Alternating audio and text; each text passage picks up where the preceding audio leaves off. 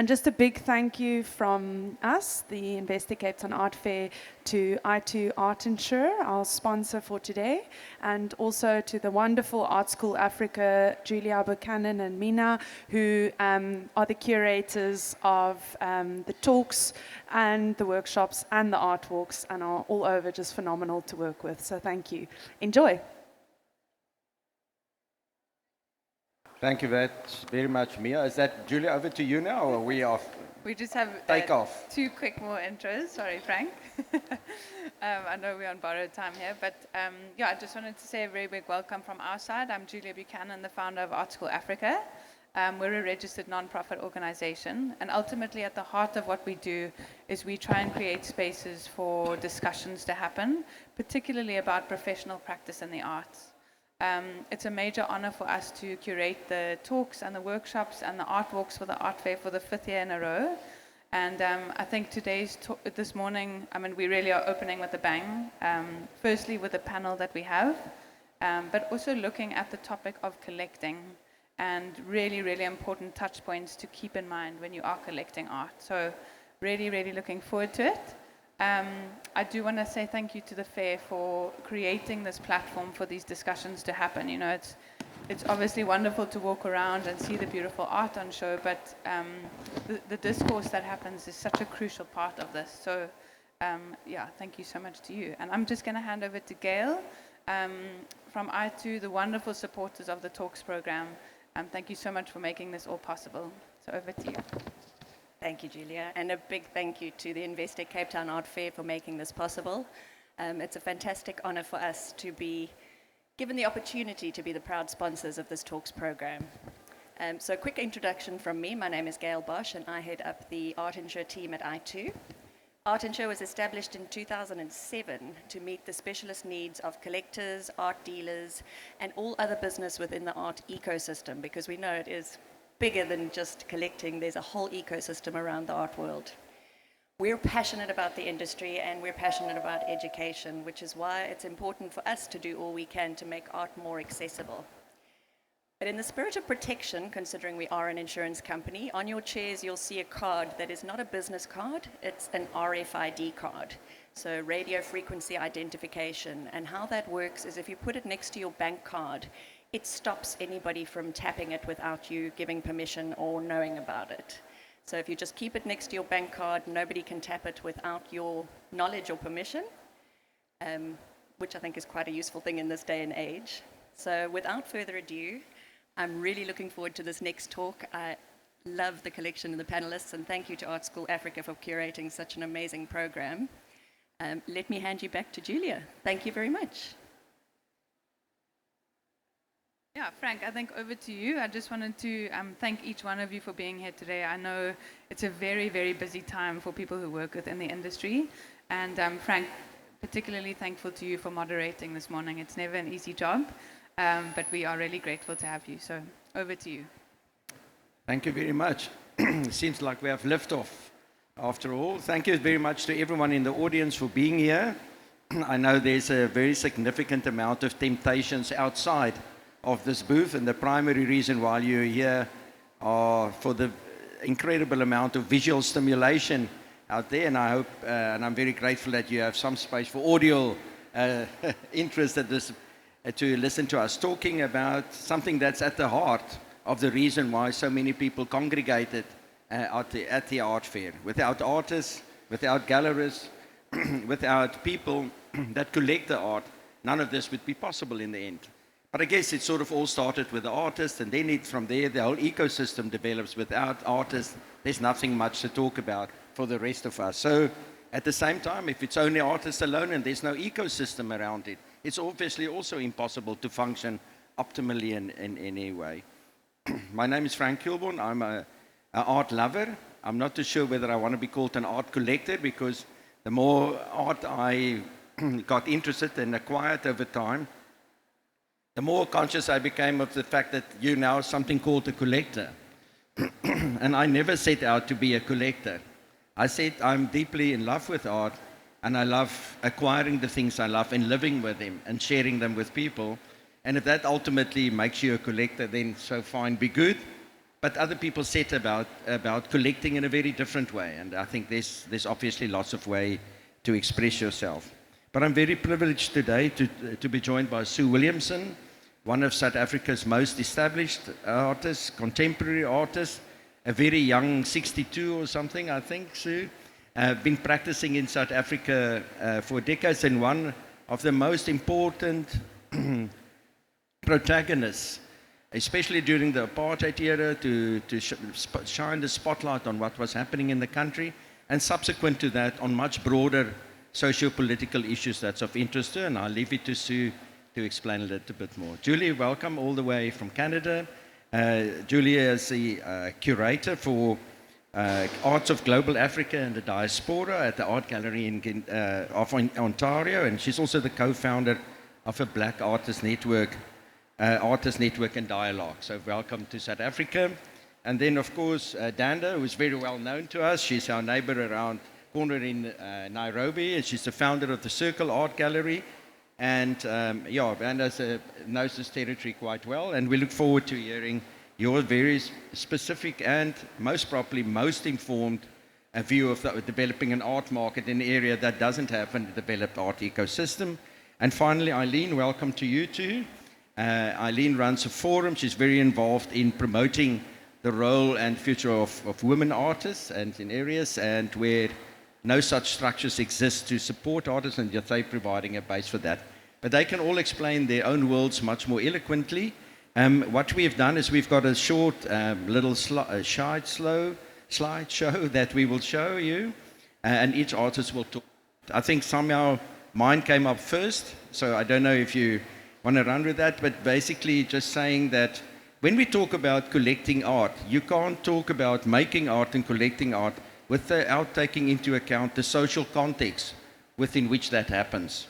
So many artists focus very directly on socio-political issues, other offers on matters that interest them. I always say that every artwork for me in a way is a self-portrait of the artist. And eventually your collection as a collector becomes a self-portrait of the collector. But it then begs the question, where do you make art? How do you show it? And once you've acquired it, what do you do with your collection? I always find it incredibly sad when works get collected and then disappear from the public gaze forever until they're sold by death, divorce, or disease 30 or 40 years later. And I think in the process, the world is robbed of incredible amount of beauty, stimulation, and so forth. So my personal view is that there is a very significant onus on collectors of artworks, especially important artworks of significant artists, to share those works with the public.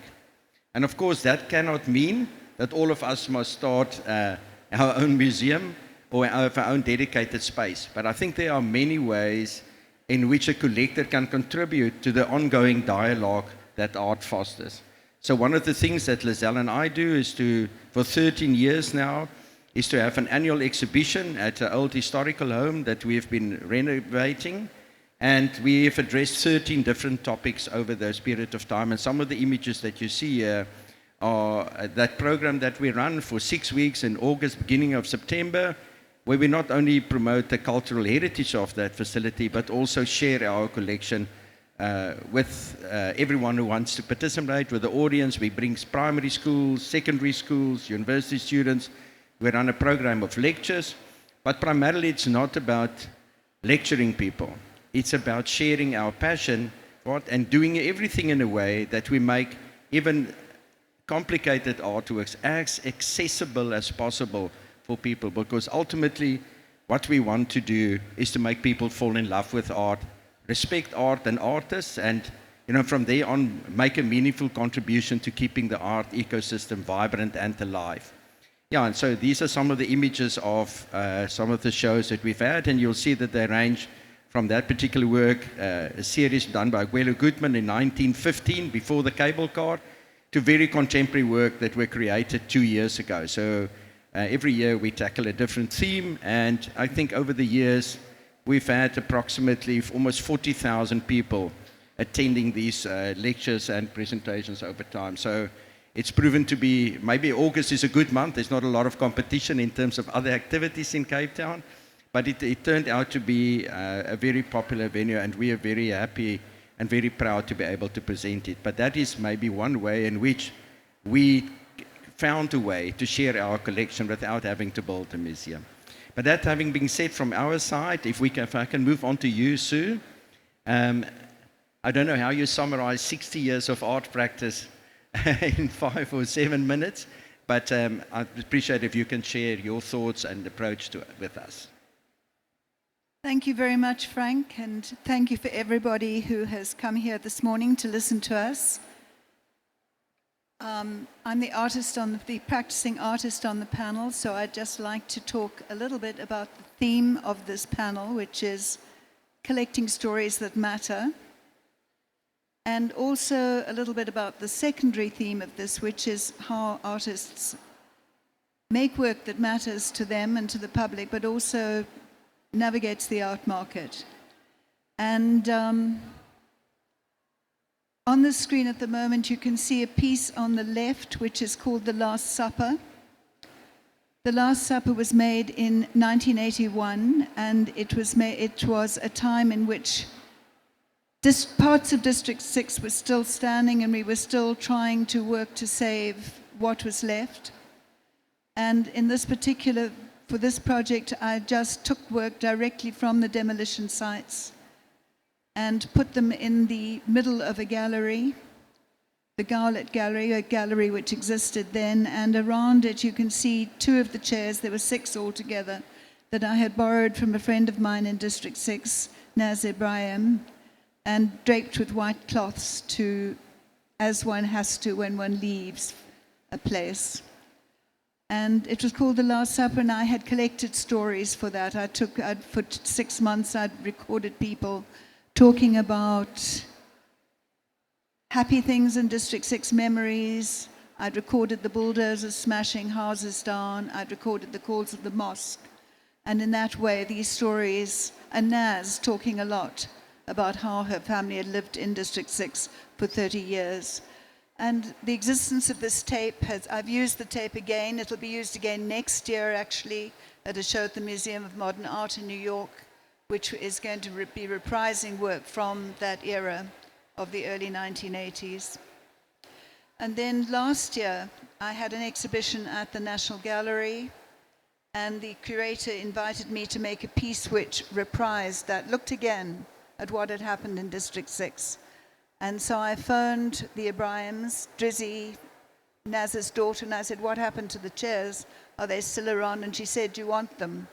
And they still had them, and those are the same chairs that you see. So they came out again, and Idrissa and I assembled a group, and we spent several afternoons in District 6 tracking the homes. Drizzy had not been back to District 6 for 40 years. From the day that she'd left, she'd never returned until this moment when I asked her if she would again work with me on this work. And again, we made a tape. We went to District 6 several times. We engaged archaeologists who helped us plot exactly where people's homes had been. We found the homes, we dug, we found original bricks and shared stories. And we're actually going on with that project. The group is still together and we're sort of planning things.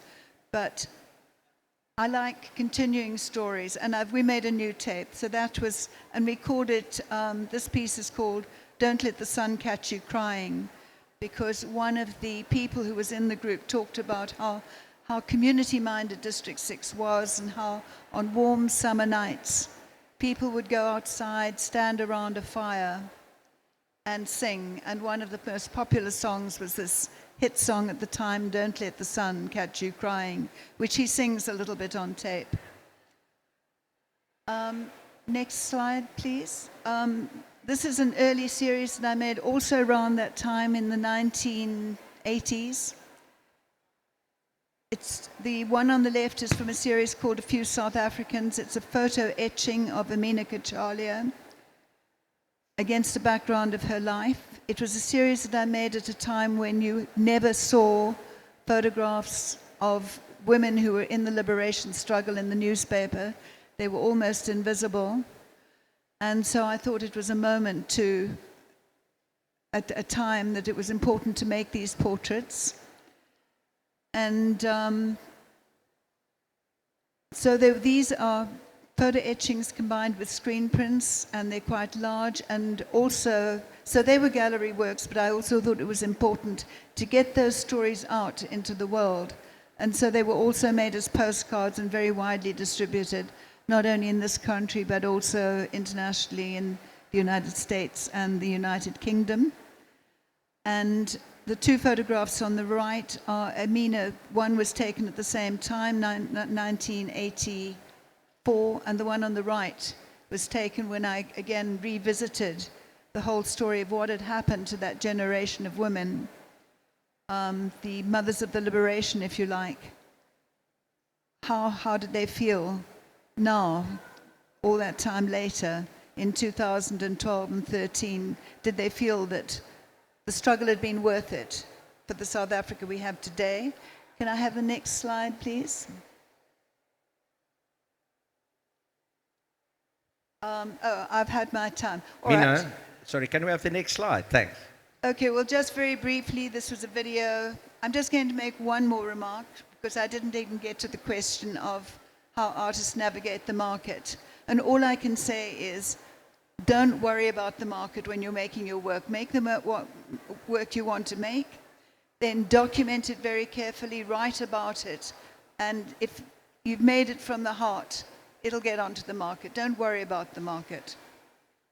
Thank you very much, Sue. I think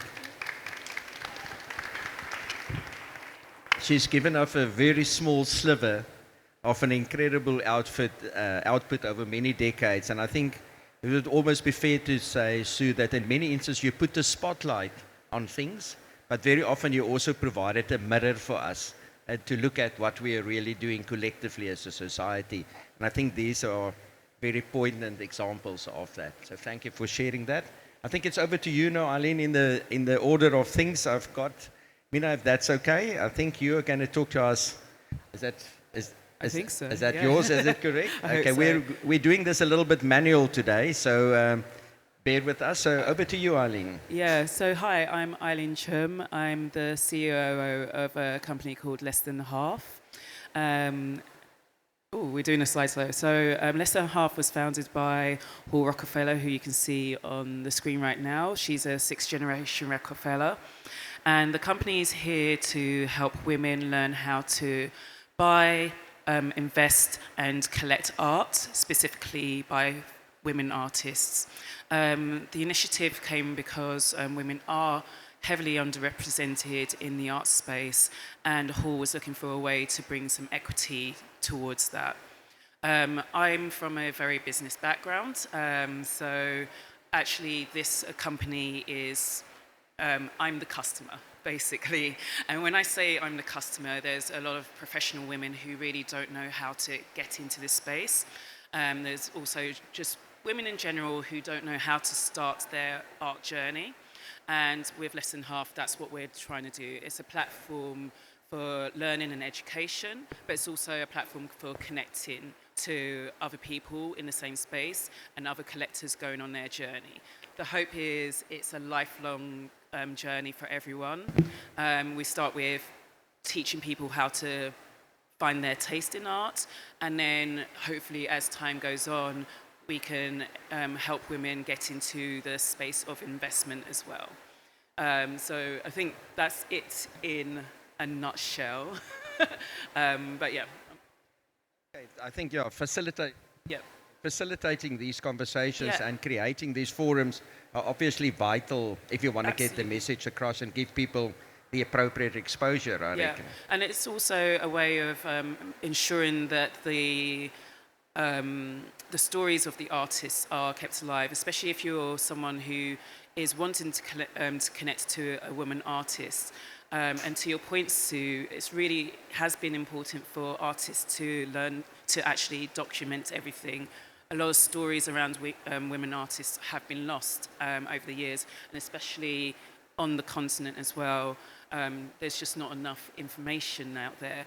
And I think for us, it's really important to have women who understand that there's a diversity of different types of art out there, but also to be more mindful of the art they're engaging with as they go forward. So, you know, women of colour, women with different, at different points in their lives, we have to help women during that, because our lives are not linear in any way, shape or form. And also for a collector's point of view, our lives are not linear in any way, shape or form. So if you are busy, and I think time is the main essence here, whether you have time to engage or time to make your art, and whether you have a family or you're looking after elderly parents, it's just trying to connect women at each point of where they are in their lives. So that's what we're really trying to facilitate with this organisation. I think it's fair to say that the art world as a whole can be incredibly intimidating. It's very intimidating to start collecting. I think it's very intimidating as an artist to start finding your way. How do you, I mean, as you say, you create what you love and what you're serious about, but you still have to make a living out of it. How does that world work? How does all the glass ceilings work? How does the boxes work? And I think so often information is absolutely critical in breaking down those boundaries and those barriers to the thing. So I think documenting what you're doing and then communicating that is very important. But Danda, you had to do all of that. You started literally on virgin soil, and you with a very sort of ambitious endeavor. So, and which many of these aspects were, I guess, very real to you. Hi, everyone. So I'm delighted to be here at the Cape Town Art Fair. Circle is 13 years old, and the Cape Town Art Fair was our first art fair in 2015. I think it was the first year of the fair. And we didn't have a clue what we were doing, because the art scene in Kenya is very fledgling compared with a lot of other regions. And when we first started, we basically just invented it. We made it up as we were going along. We started off with a small gallery. In the past, people who were buying art were largely taking it away. So they were mainly the expat, the tourist community in Kenya. And so it was very hard to find artworks from the older generation. Things have changed dramatically. We were incredibly lucky that we were on the cusp of the interest internationally in African art. So we started in 2013. By 2015, 2016, there were platforms being created for us to show. There were museums opening. There were art fairs happening in parts of the world that we could go to introduce East African art. We started off showing our intention was to be East African, not Kenyan. So Kenya, Uganda, Tanzania, Sudan and Ethiopia. And Sudan was particularly important, especially now, because there is a community of Sudanese artists who fled a previous war 15 to 20 years ago. The same thing has obviously happened in the last couple of years. So we now have an influx of artists in exile living in Kenya, also in Egypt, and some in the UAE, but quite a large group of artists showing who have moved and lost. Some of them have lost their entire life's work, the older generation of artists. So we have, talking about having ethical intentions within a gallery space, we have a moral obligation to also support that community. So we have a really strong relationship with the Sudanese artist community. We regularly have exhibitions for them, retrospectives for the older artists. We recently opened next to our big gallery. I think you can go back a slide or two. So this is our new space that we moved to nearly 3 years ago, which we're very proud of. But we also just realized that we weren't able to show enough artists' work. So the little room, which used to be our sort of viewing room, has now become a secondary gallery. And that gallery is specifically for young artists and for the older generation of artists who also are really important to us, because the first generation after independence, which was in 1963, have largely been forgotten. They don't have access to information in the same way, or they're not so used to using, the Instagram and, social media and so on that younger artists are, because there simply aren't enough galleries in Kenya and in East Africa. Everywhere we go in the world, we are the only Kenyan gallery. Everywhere I go in the world, I see AfriArt, which is the only Ugandan gallery.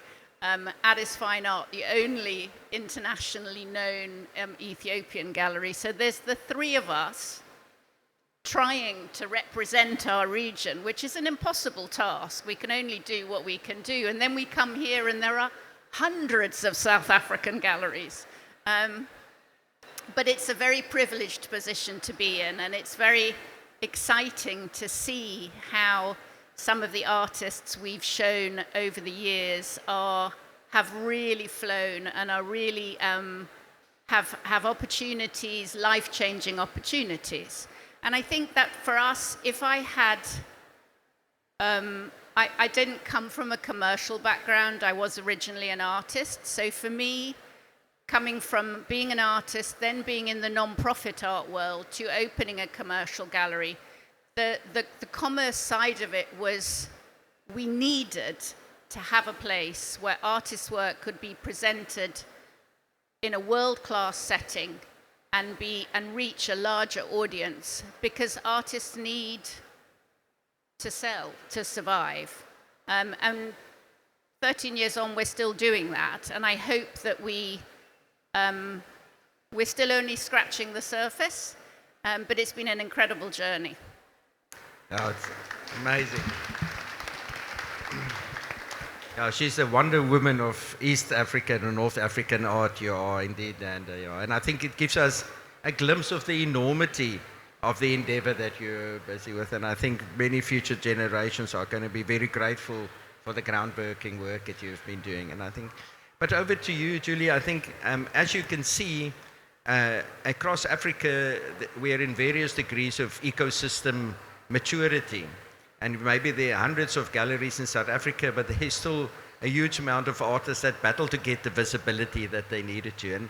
But what has been happening is that the international exposure of art from the African continent has increased exponentially, but still as a share of the global art market and the global collecting market in museums, etc., it's still minuscule.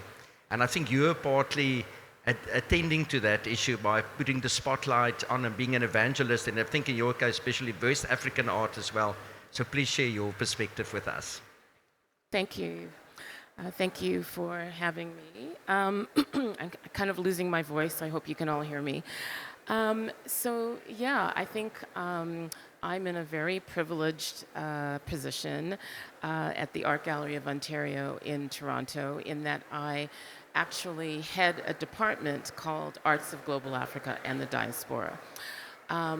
So the department was founded in 2020, partly because of, I would say, external forces, COVID, a reckoning, a kind of racial reckoning, but also when I started at the AGO in 2017, I recognized a need for a kind of reimagining and rethinking how we deploy Africa and African artists at the AGO. We do have a collection of what I would call classical ancestral objects, but I was really interested in how we think about the contemporary and actually the modern as well. So fast forward to 2020, we're in our 5th year. We have acquired over 40 objects, and on the screen, this happens to be the very first painting, a very small painting that was acquired by the department in 2020. And the artist is Marija Kentenge Banza, who happens to be in the audience. I think I saw him walk in, who is a Congolese-Canadian artist.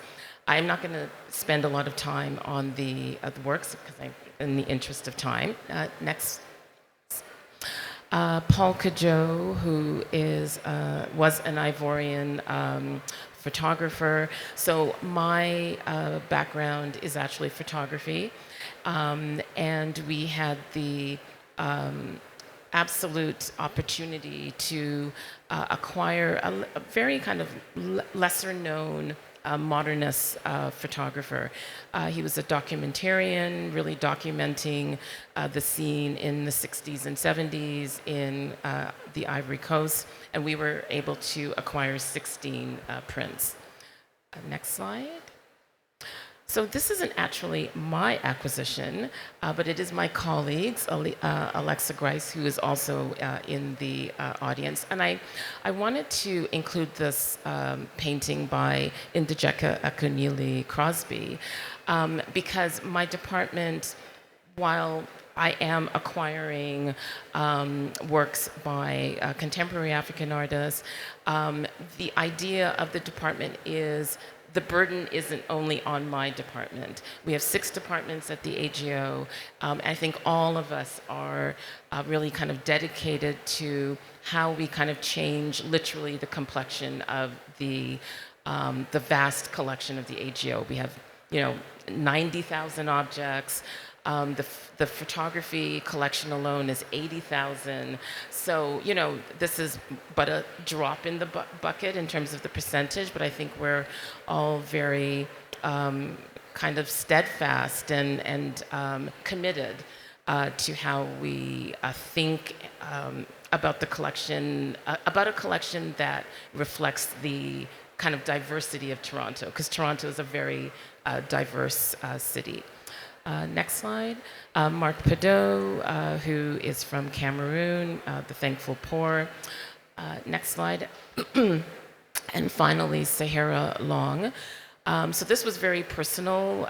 My dad is from Sierra Leone, Freetown, and Sahara is a British artist of Sierra Leonean descent.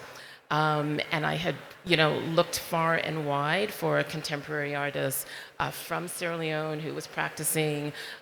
She's quite young, but as you can see, incredibly skilled and doing really interesting work.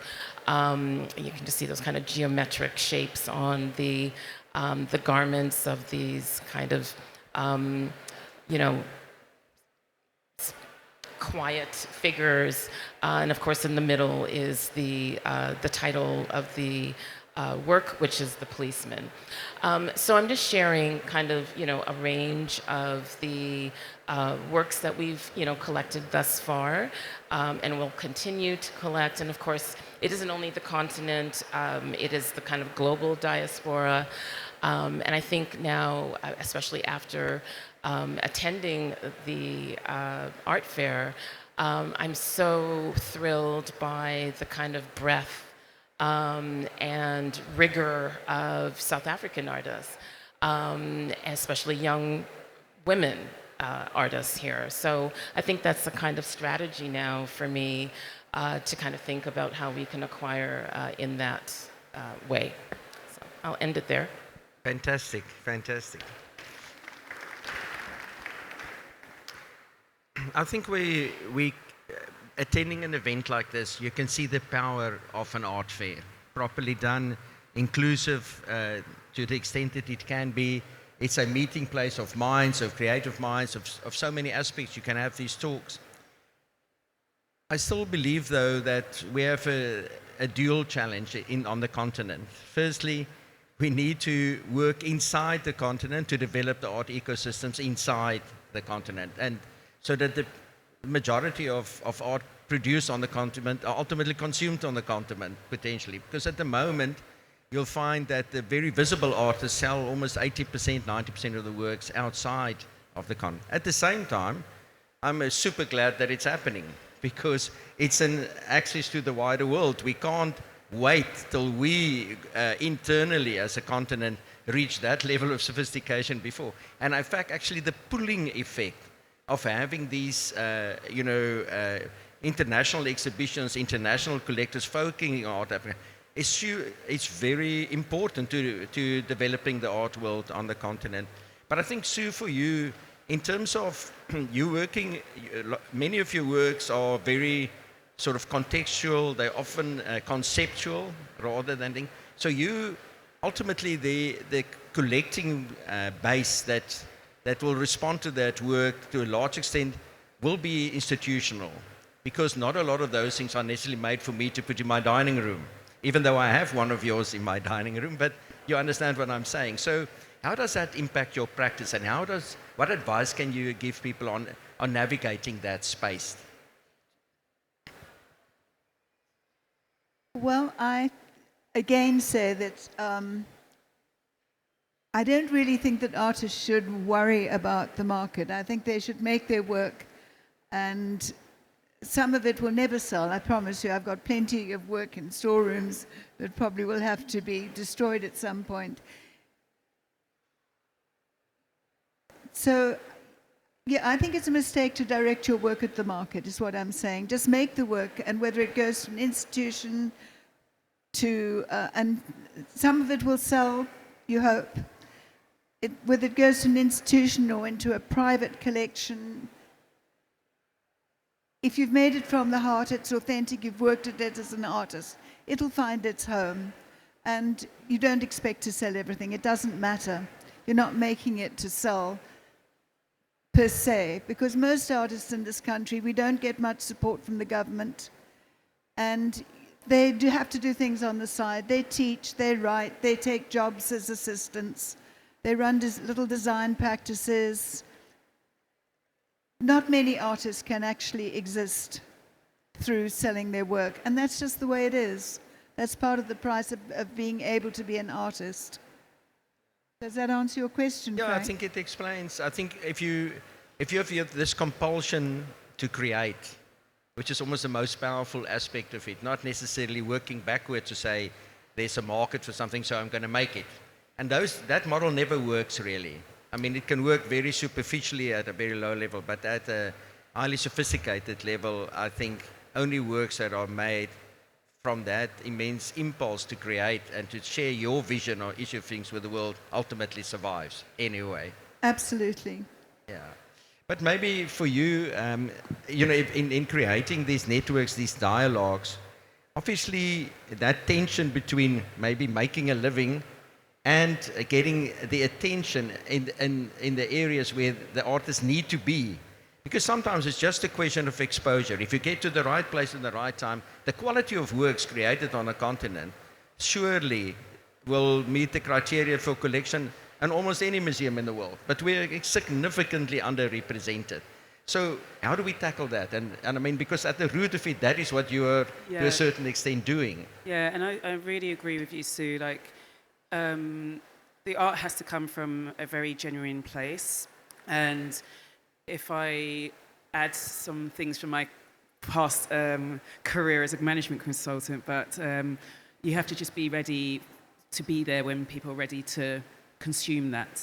So for the artist, I think it's just around just, doing your practice, and maybe on for a company like Less Than Half is to educate our audience to look for these things, and to also know where to look, because for a lot of our the people in our membership, they just don't even know where to start. So it's about that kind of facilitation, that people are just meeting at the right time. So I know that there's a lot of older artists where they also need exposure, and there's younger collectors who would be interested in that. But we're starting to say that this art is for this person, this art for this person, but really you're just trying to connect to a person who is interested. And I think there's just, the ecosystem just needs to facilitate that in a great way. I've also come from a food media background, and it's really interesting to see how there's similarities between the wine world and the Michelin star restaurants world, and they've managed to open the doors so that it's much more accessible. And I think that the art world can look to those two worlds now, where how have they managed to like allowed people to come into their worlds. So there is a lot of terminology that is scary, the spaces are scary, but all you're trying to do is just open up the doors to people so they can find you at the right time. And that's it. It's just about that facilitation. And our organisation is really just trying to bring people in and say, yes, you can go into a gallery and ask for a prize because people don't even know they can do that. Or yes, you can talk to the artist. Who knew? You know, for us, we don't know, but for you guys, it's like, it's you want people to come in, and it's just really trying to enable that ecosystem of facilitation and being really welcoming to people who want to be in that space as well. Danda, I can see you're ready to comment, and maybe also in your case, that what's very ambitious from what you're doing. You're, at the one hand, the custodian of the art history of the area. You want to put this, you know, highlight the modernist and the impact that, but many of them are, as you say, often not even properly documented, but they are very unseen. At the same time, we have this exciting cadre of contemporary artists coming forth, and to do both and to create one, that's not a simple task. Yeah, I think one thing to point out is there is very little documentation of art from the East African region. There aren't books, there aren't magazines, there's very little online. So information is oral, it's word of mouth. We talk to people about the artists they remember from the 60s, from the 70s. We store it largely in the back of my head, so sometimes it comes out a bit muddled. But I think that we have a responsibility, because nobody else is doing it, to educate to educate our audience when they come into the gallery. So we started off with people who really had no idea about collecting art. And we started off by talking about artists. I do sometimes talk about the art, but I usually end up finding that I'm talking about the artist and the artist's background and the artist's story and why the artist started to do this or why the artist is making that. And I think the motivating factor for everybody who visits us is to meet artists, to have that connection between the collector, to be the go-between between the collector and the artist, so that the artist can then tell their story. And to balance the older generation, to make sure that they're not being forgotten, that there is a link between the work that they were making in the 60s and the 70s and linking it to the second generation after independence and the following generation, so that there seems to be, that there is some sort of art history. And it would be amazing to have this all written down at some point. But then we need to educate people to write about art. We need to educate the curators, the arts managers, the next gallerists. I'm not a writer. I can talk quite well, but I'm not a writer. Someone needs to translate for me. Yeah. But I think that the support will come to that, Kate. Thanks. In a second, Eileen, maybe from your side, Julie.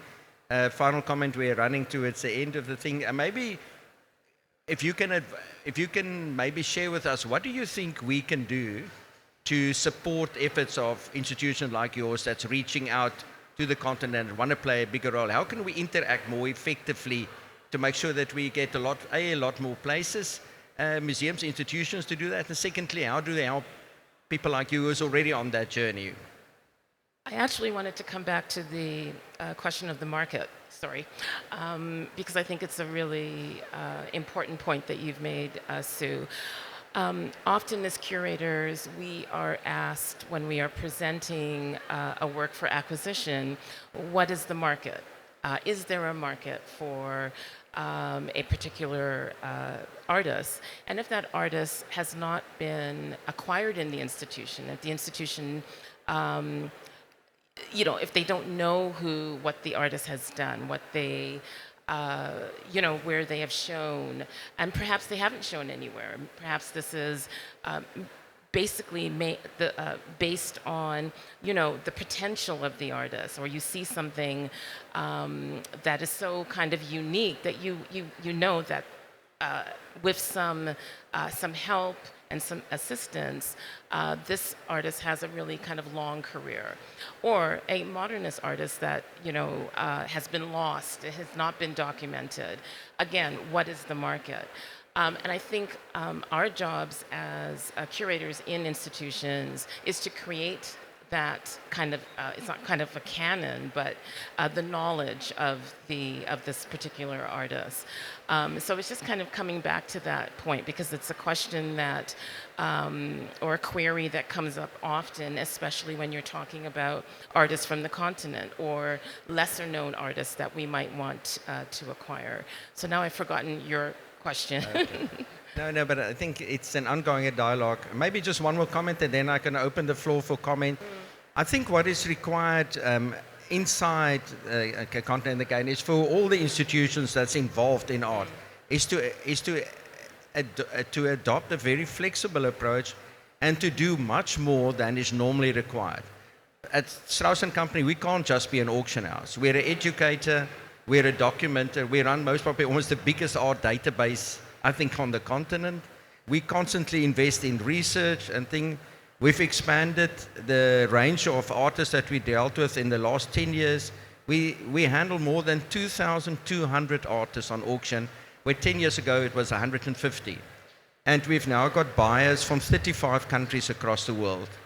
And in many instances, it's not an economically viable decision initially, but you have to develop those markets. You have to keep on investing and doing much more than just sitting back and making some money. I think we are very, very aware that we need to position ourselves for the future and the continent for future. And that's why we work with Danda. We'd like to work with you. We worked with the De Bruyne Museum last year to put up a Stern show. We're currently talking to jointly do something at Venice with the Smithsonian. So that's no other auction house in a way, because we don't have the luxury of just sitting back. And I think we have to think extremely different. And I think the same applies to almost every institution, every gallery or support. Yeah, I mean, I want to give a little plug as well, because I have colleagues in Toronto at the ROM in a similar position, and at university galleries as well. So I don't think we're kind of we're definitely not sitting back. We're definitely, I think, proactive in trying to kind of disseminate the information.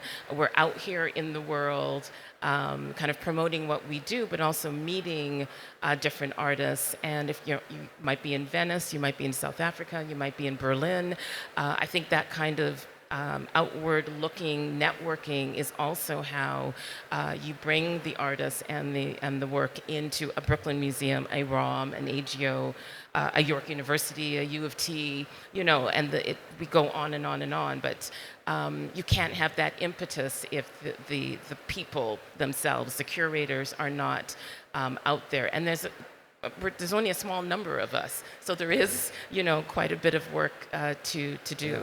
We should use the Art Forum in Venice as a pad where we can all get together to continue this conversation. But thank you very much. We started a little bit late. I'm going to leave us about maybe space for 2 questions, if that's okay with you. I had some hands up here over there. Thank you. Can you please speak in the mic? It's not so easy to hear up here. Okay. Hi, my name is Precious Nondanyana. This is not necessarily a question, but to cover what you guys have already spoken about regarding artists having to have side hustles in order to make money, and art being like creating art for the sake of creating it and not to sell. And I wanted to say that as artists, we all have to come together. Like, I'm a writer and a cine, right? I have a corporate job, but I also have this page called Hidden Gems where I go around, reach out to artists and talk to them and interview them, talk to them about their art, their background, what inspires them and everything. So I think all of us in the art world need to come together, meet each other halfway, meet the artists halfway. As much as we have our own corporate jobs, come together, represent the artists, put them out there as well, meet the older artists, like bring them into social media, like modernity and everything. So it's not just, the onus is not just on the painters and the artists to just create. The onus is on us as well as the rest of the creatives, the scenes, the writers, to write about them, to talk about them. We must all come together as a community, right? So I think that there needs to be more of a market of introducing one another without expecting money from it. So it's not just those who create the art, also those who write about the art, those who have cameras to shoot. We all have to come together and do it together. So, yeah. Yeah. I think that was a comment, not a question, but thank you for that contribution. I agree with you 100%. The more visibility, the more exposure, the more interest, the better for all of us. Kate, did you have a follow-up question? Okay. I think the point you make is that research and writing and getting it into the public domain to give people a better understanding of artist practices are absolutely critical. And often in the line of sight of making a living, it's difficult to find the resources and the time to do that as well. But if we want to become known as a very serious art destination where the very serious artists are practicing, then you have to do that. You have to underpin, give the intellectual and philosophical underpinning to the artist's practice, and that's important. Is there no other questions? I think we can continue this conversation for a while, but there's coffee to be drunk and art to be watched. So thank you very much for your time. Thank you for my panelists. Appreciate it. Thank you so much, everyone. I think we can all agree that is an incredibly important and critical topic, especially in the midst of a art fair where it's all about collecting. So I want to say a huge thank you to our panelists. That was unbelievable and very insightful. And thank you all so much. And please enjoy the rest of your day.